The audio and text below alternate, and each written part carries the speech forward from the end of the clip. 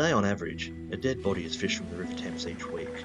Back in the 1880s, a set of particularly gruesome discoveries could not fail to get the attention of the public. They became known as the Thames Torso Murders.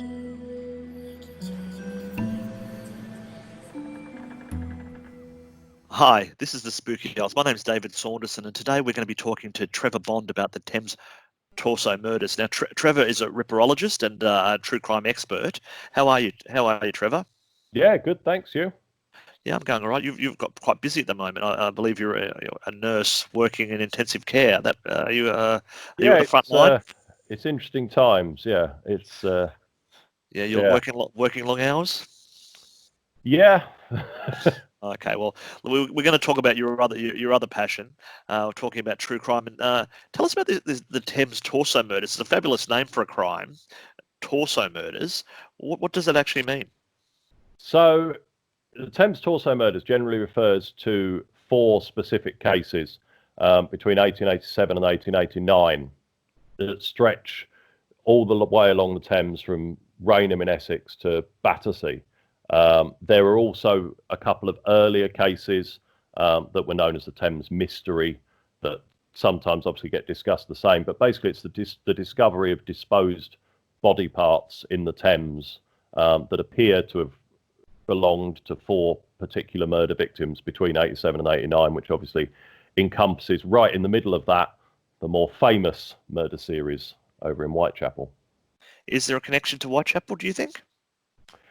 Well, the immediate connection is that the final of the 4 Thames Torso Murders is discovered in Whitechapel. So the Thames Torso Murders, obviously as the name suggests, they're named because most of the body parts are found in or around the Thames.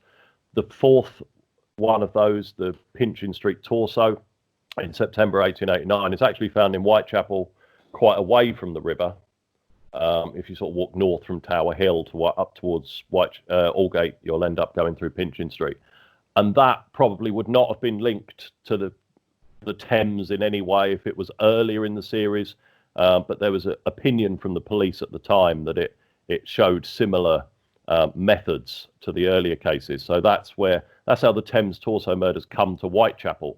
And that's also a case that ends up that's the penultimate case in the Whitechapel murder file, as it's called, which is where you find your Jack the Ripper victims. So that's where the 2 cases sort of intersect. Did they find a lot of bodies in the Thames? I mean, I believe that apparently on average there's about 1 body found in the River Thames each week nowadays. So what would have been like back in those days when it was a bit more wild and, goodness knows what was going on? It's actually difficult to tell. As you know, David, one of the things I find fascinating about true crime is that it can be a window on a time and a place and the way people are living, etc. And in a way that you wouldn't have if those crimes hadn't taken place. Jack the Ripper, for example, we would not know anything about how the poorest women in Whitechapel were living if it wasn't for those murders, which is not saying they were a good thing. And the torsos is similar because you find in a couple of cases where a torso will turn up and suddenly the press and the investigators are interested in an arm that turned up the previous month. But this arm doesn't seem to have been worthy of mention before. So I wonder whether there's a lot more body parts turning up around this time that we don't even hear about. I just imagine like backstreet surgeries or, in those days, people get amputated limbs for various reasons. Could that have been a part of it, that they were just innocent, medical waste? In terms of some parts, yeah. Obviously not a torso. You're not going to dump a torso, and it's I mean, there are some spare parts, for want of a better word, that turn up in a couple of the cases. That's not impossible. I mean, there aren't any specific references to them sort of showing signs of gangrene, for example. But then again, there's a lot of them were quite decomposed by the time they were turned up. Medical students get the blame quite a lot. Was this a prank by medical students? Seems to be an early suspicion when some of the parts turn up. But then, as you say, once a torso turns up, the game changes, doesn't it? Why do people think why were they connected other than that it was just the same MO? Is that what it is? Yeah, similar method of disarticulation and a similar, obviously, disposal strategy as well. Oh, okay. Because I think they're in canvas bags or something, or canvas wrap or something like that. Some of them, is that right? Yeah, typically, or parts of their clothing, or the Whitehall torso that we might come on to shortly. That was, I always like that one in a grim way. That's one of the cases, as you know, I mentioned on one of my tours, and I always make a point of saying that it was found in a brown paper package wrapped up with string, which is probably not on the minds of the composers of The Sound of Music. But well, tell us about the Whitehall Mystery. Then you just refer to that. Then what's that all about? So the Whitehall Mystery is a really interesting one. So that first turns up on the 2nd of October 1889. So what you've got to remember is you've got the Metropolitan Police formed about 60 years earlier, and they're just in the middle of moving to their new headquarters down by Westminster Station, New Scotland Yard. So on the 2nd of October, in what's variously described as a cellar or the vault of New Scotland Yard, while it's being constructed, you have the headless, limbless torso of a woman in a brown paper package wrapped up with string, discovered, at the soon-to-be headquarters of the Victorian London Police. So it's pretty dramatic. Yeah. And so did anyone did they ever find out any of who these people were? Did they find out who any of the victims might have been? Well, the only one they ever identified was the following case in the Thames Torso, which was Elizabeth Jackson. And her body was discovered at Putney, started out at least on the 4th of June, 1889, so the year after the Whitehall murder. And she was, so 4th of June, they started discovering, I believe it was a thigh that they found, again, Battersea. That was wrapped up in a parcel, and some local children had actually been throwing stones at it as a sort of toy for a while before that was discovered.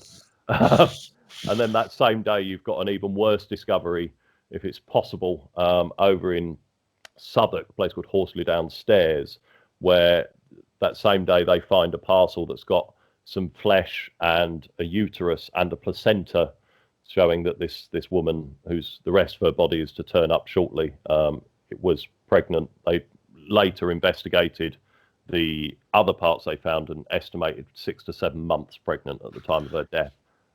And she was identified by parts of her clothing, and also some scars that she had. But she was the only one that was ever identified. Pinchin Street, there's a name that sometimes gets attached to that, which is Lydia Hart, which is a name that was quite heavily suggested at the time. A bit like today, the papers throw things out there and say, we think this is Lydia Hart. And then they don't always follow up to tell you that she was actually found alive and well in the local infirmary a few days later. Elizabeth Jackson's the only ID we've got. Yeah, which is a happy ending for her. It is. We're not looking at. So I was just thinking, like, if people don't know London, I've been I've sort of let it go because I know the places you're speaking about. But how far away are they? You mentioned Putney before, but then you've also mentioned Southwark, and you've mentioned you were talking about Whitechapel. They're not far from each other, but in terms of maybe Victorian England, they might as well have been a million miles away. Yeah, absolutely. And in terms of the density of people as well. And on the one hand, people did, I think in the Victorian era, people were certainly used to walking and commuting much further distances. But equally, you would have quite strong local communities where you were from this area and you would stay there. So yeah, it's quite a stretch even from Whitechapel over west towards Battersea, is a good few miles. And then once you get out over to Essex, to Rainham, which is where the first of the Torso Murders was discovered in 1887, that really is some distance. With the tides, we're talking a river here. What do you think they may have come from the same place and they've just washed down and hit different bits of the river? I have a strong, if very uninformed, suspicion that might be the case, yeah, because you've got so many parts, even in the earlier series, that turn up in similar places. Battersea keeps featuring, as does that sort of Southwark, Lambeth, Pimlico area just west of Westminster on the north and the south side. So yeah, I suspect that some combination of the tides and the bends of the Thames is meaning that these things are washing up at similar places. and some have obviously made it further down than others. What were some of the theories back then, though? You obviously you've been investigating true crime for a long time, and you have your different views about it, and I've heard them about Jack the Ripper and some other crimes. What are your feelings about this, though? What do you think? Just, who did it? Who done it? I honestly have no idea, because we know so little. As say, we even only know who one of the victims were. So Elizabeth Jackson's de facto, or common law, if you like, husband was quite heavily investigated at the time. He'd been travelling quite far and wide looking for work, and there's a police officer that follows his tracks basically after he tells them where he's been, going around with a photograph saying, "Do you remember this man coming asking for work?" He was cleared, and without any other real details about her and any details at all about the other women. Similarly with the issue of, we don't even know if the discovery site is where they were killed. They all were women, though. Do we know that they were women? Yes, they were all women. Yeah. So it's very difficult to even know where to start investigating, and neither did the police. A couple of the cases are not even declared murders. At the inquest, just declare them found dead, which. Yeah. So it's beyond a mystery, because people don't even know. It's like someone finding a toenail or something like that in the street. They know about as much about that. Yeah. So how did London feel about that at the time, when you had because somebody sort of, the Jack the Ripper murders were happening around the same time? What was the general feeling in the press for this? Because we don't really know much about it now. I mean, we're talking about it with you now, but it's certainly not comparable to the Jack the Ripper sensation. No, it's certainly not now in the way that it's come down through history. And when you do get it mentioned, as you know, it tends to sort of be tacked on to a Jack the Ripper theory or a bit of context about that. But they were sensations at the time. Battersea in the earlier series, 1873, which we're not really talking about, but that was a big sensation. Lots of full-page illustrated police news illustrations. Elizabeth Jackson and Raynham, similarly, very, very sensational at the time, not necessarily remembered much later.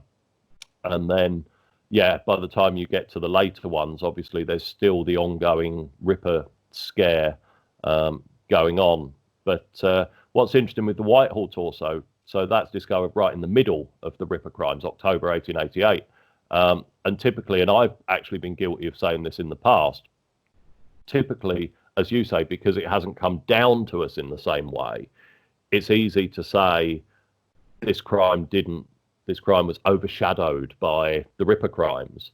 But I have actually found in the last couple of days a couple of reports looking back at the case later, saying that at the time it did actually eclipse the interest in the Ripper case. Because bear in mind, we haven't got any Jack the Ripper murders in October either, so maybe a public that had been primed to expect a sensational new crime story every couple of weeks, this was their new one for October. Okay, but it did stop these crimes, as the Torso Murders. But there's been suggestions that there was a book by Michael Gordon, the Thames Torso Murders, Victorian London, who suggests it might be linked to a murder in Paris in 1886, as well as another murder in 1902. Do you think we can ever really know what the links are with any of these things if we don't have what the links of the four people in the Torso Murders?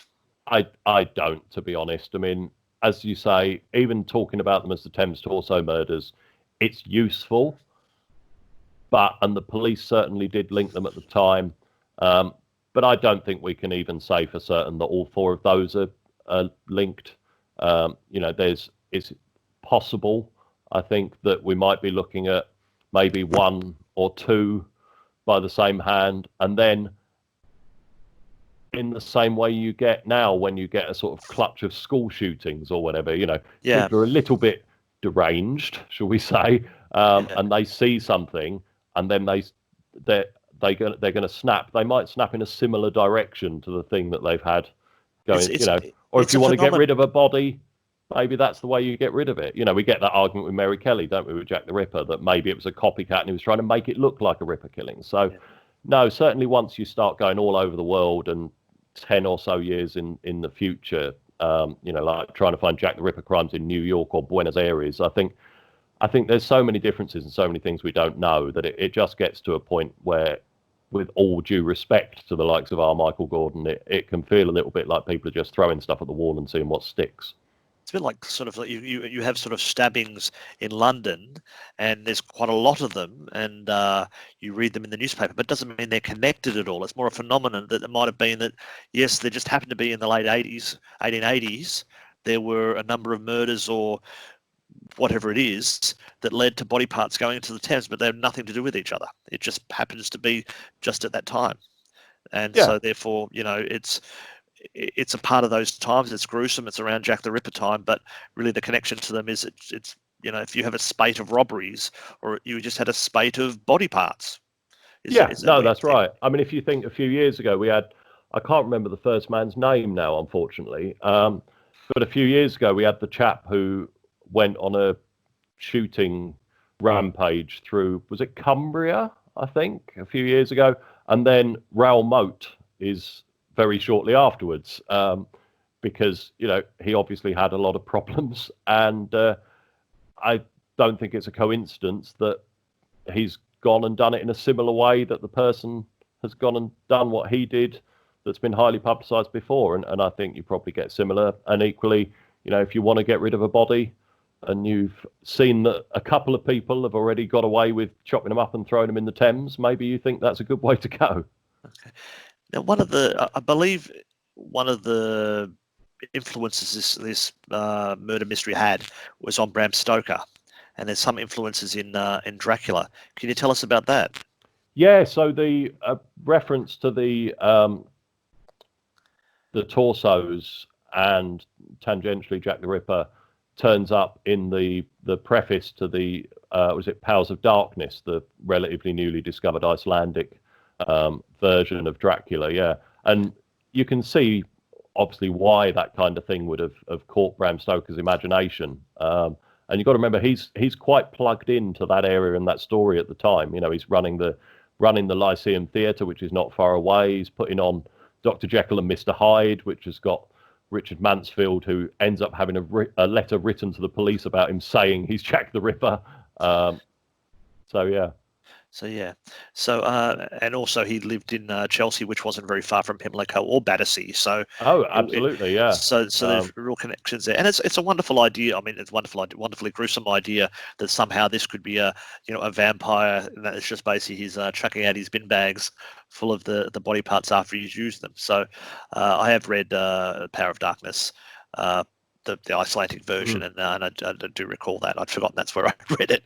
So anyway, well, thank you for that, Trevor. It's been it's an interesting story. It doesn't seem to have quite as much depth to it as Jack the Ripper, because it's you've got 4 possibly unrelated crimes and no one really knows anything about them. Is that fair to say? Yeah, as a summary, that's probably fair. And we're interested in it because it is body parts. It's really gruesome. But that's so, and it feels a very late Victorian thing, I suppose, in that sense. Sort of Victorian Gothic. Let's not forget we've got one part of Elizabeth Jackson turns up in the garden of Mary Shelley's son, which is an interesting little. I did not know that. Well, there you go. So we've connected it to Dracula, we've connected it to Frankenstein, we've connected to Jack the Ripper. This has got everything in it, doesn't it, really? So it really has. So there's a tour in it one day. It would just be a very long one. If anyone wants to come along and walk from Rainham to Battersea with me, get in touch when the lockdown is over. We'll get a boat, I think, might be quicker going down the Thames. I think it's a very good idea. All right, well, thanks. All right, then. Well, anyway, thanks for that, Trevor. You look after yourself, and we'll talk soon. Cheers, David.